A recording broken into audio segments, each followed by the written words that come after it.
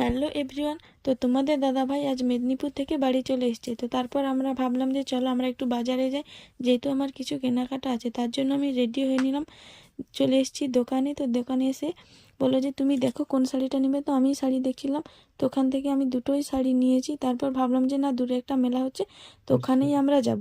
তো তারপর মেলাতে চলে এলাম, যেহেতু বাজারে ফুচকা ছিল না, তো ফুচকাও খাওয়ার জন্যই তো আসলে মেলাতে আসা। তো এসে আমি ফার্স্ট ফুচকা খেয়ে নিলাম। তো দেখো ফুচকাটা খুব বড় বড় ছিল, যার জন্য আমার একটু মুখে ঢোকাতে কষ্ট হচ্ছিল। তো তাতেও ঠিক আছে। তারপর বললাম যে চলো একটু মেলার ভিতরে যাই। তো চলে আসছি। তো মেলাতে বেশি একটা লোক ছিল না, কিন্তু পরে পরে অনেক লোক আসতেছিল। তো বললাম যে চলো না, বেশি থাকবো না, যেহেতু অনেক ঠান্ডা পড়েছে। তার জন্য ওখানেই একটু ঘোরাঘুরি করে তারপর গিয়েছিলাম একটা জুতোর দোকানে। তো জুতোগুলো ভালো ছিল না, যাতে আমার একটা পছন্দ হয়েছিল।